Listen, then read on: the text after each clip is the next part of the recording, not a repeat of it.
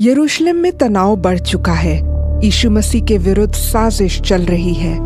और इसी बीच जब यीशु मसीह और उसके चेले शमौन कोढ़ी के यहाँ भोजन कर रहे थे, एक स्त्री बहुत महंगा इत्र लेकर आती है।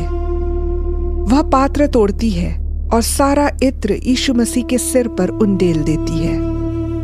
पूरा घर सुगंध से भर जाता है। लेकिन कुछ लोग नाराज हो जाते हैं। वे कहते हैं, यह बर्बादी क्यों?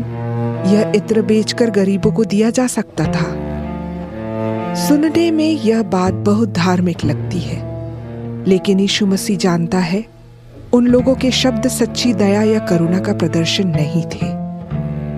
उसके जवाब में यीशु मसीह कहता है, गरीब तो हमेशा तुम्हारे साथ रहेंगे। इसी वाक्य पर आज हम मनन करेंगे। यह वाक्य बहुत बार गलत समझा गया है। कई लोग सोचते हैं यीशु मसीह कह रहा है कि गरीबी कभी खत्म नहीं होगी, और कुछ लोग सोचते हैं कि मसीहियत में आराधना और भक्ति का स्थान गरीबों की सेवा से ऊपर है। लेकिन असल में यह वाक्य गरीब तो हमेशा तुम्हारे साथ रहेंगे एक आरोप था, क्योंकि परमेश्वर ने बहुत पहले इस्राएल को एक दर्शन दिया था।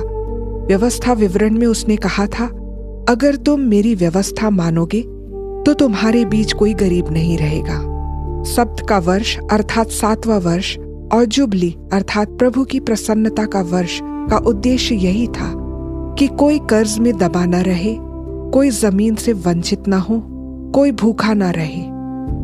लेकिन क्या यह दर्शन इस्राएल के मध्य में कभी पूरा हुआ? इस्राएल के अंदर गरीबी का बरकरार रहना यह दिखाता था कि परमेश्वर की व्यवस्था का पालन नहीं हो रहा था।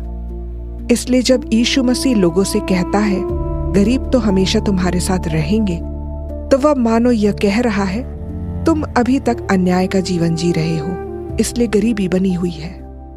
यह बात विशेषकर यहूदा इस्करियोती के लिए थी, क्योंकि वह गरीबों की चिंता बिल्कुल नहीं करता था। क्योंकि वह चोरी करता था, उसके लिए गरीब केवल एक बहाना थे। इत्र के उंडेले जाने के समय वहां बैठे यहूदी लोगों ने यीशु मसीह की बात साफ साफ सुन ली थी। वे समझ भी गए थे कि यह वाक्य गरीब तो हमेशा तुम्हारे साथ रहेंगे उन पर एक आरोप है। लेकिन उन्होंने उस आरोप को अनसुना कर दिया। और शायद यही कारण है कि आज 2000 साल बाद हम उस आरोप को सरसरी नजर से पढ़कर आगे बढ़ जाते हैं, क्योंकि जिसे पहली बार अनसुना कर दिया जाए वह धीरे धीरे अनदेखा भी हो जाता है। लेकिन एक खुशी की बात है, व्यवस्था विवरण में वर्णित परमेश्वर का दर्शन अधूरा नहीं रहा।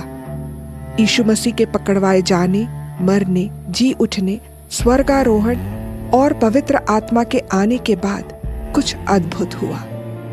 प्रेरितों के काम 4:34 में लिखा है, उनके बीच कोई जरूरतमंद नहीं था, क्योंकि लोग अपनी संपत्ति बांटते थे।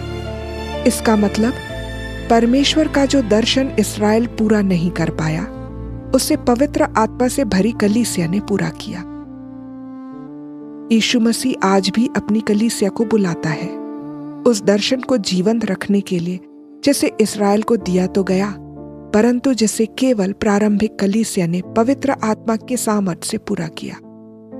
सप्त का दिन, सप्त का वर्ष अर्थात 7वां वर्ष और जुबली अर्थात परमेश्वर के प्रसन्नता का वर्ष अन्याय, विशेषकर आर्थिक उत्पीड़न का सामना करने के लिए परमेश्वर द्वारा दिए गए उपाय हैं। सोचने की बात है, आज की कलीसिया इन्हें किस प्रकार से अपने मध्य में लागू कर रही है।